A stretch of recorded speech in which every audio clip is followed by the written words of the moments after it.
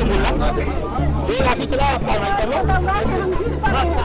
तो भैया आपसे बात मैं नहीं कर रहा हूँ, मुझे उन्होंने ना बताओ तुम चुप रहो, तुम आप चुप रहो, बैठे यहाँ पर चुप रहिए, आपसे बात मैं नहीं कर रहा हूँ, मुझे उन्होंने ना बताओ तुम चुप रहो, तुम मैं बताया ना बर्दाश्त के बाहर मत जाओ, मैं बात करूँगा एचएम साहब से, आपको सम्मान रखो, एचएम साहब आए आया बात करो, मैं से बात नहीं करूँगा, बुलाएं के अधिकारी।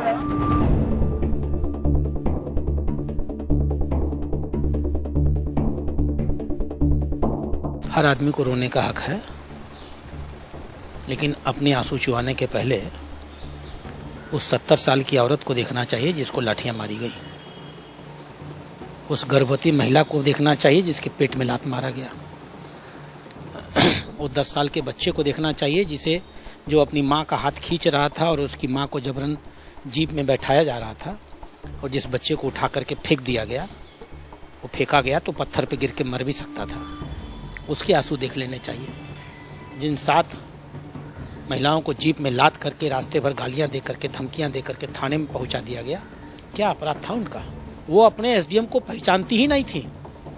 जब मैंने उनसे पूछा कि ये कौन अधिकारी है आपको मालूम है, उन्हें पता ही नहीं था कि वो एसडीएम है। एक सीओ स्तर का अधिकारी अपने एसडीएम को नहीं जानता है और अपने दायित्वों का निर्वहन करेगा। एक महिला जिसके नाते इतनी महिलाएं अपमानित हुई, क्या उन महिलाओं के आंसू की कोई चिंता नहीं होगी? क्या किया गया था? उन्हें कोई गाली दिया था?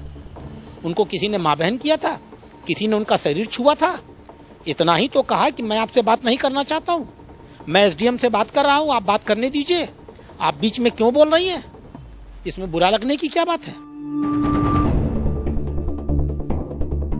पहली बात मैं सबसे पहले क्लियर कर दूं कि मैं विधायक जी की बात से कतई नहीं रोई थी। जो तर्कविहीन बात करते हैं, जब उनके पास कोई तर्क नहीं रह गया तो वो उस तरीके से बात कर रहे थे। और जहाँ तक मेरे रोने की बात है, रोई नहीं थी, एक आंसू झलक गया था।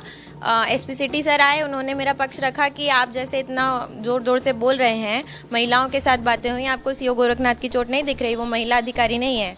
इतना बोले तो मैं भावुक हो गई। नेचुरली जब एक सीनियर अधिकारी आके स्टैंड लेता है तो ऑब्वियसली भावुक हो सकते हैं ना। मैं भी सत्र अधिकारी हूँ और आपने बिगाड़ रखा है, उसी के संबंध में आपसे बात कर रही हूँ।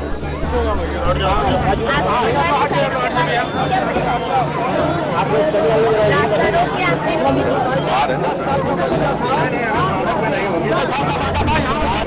8 साल का बच्चा था, उसको उठाकर रवा करते थे। 8 साल का बच्चा, वो बच्चा भी यही है। गाड़ी में जिसकी लाठी चलाती आती है आप कार्रवाई करो, हम बोला तो बोला जो लाठी चला आप कार्रवाई करो।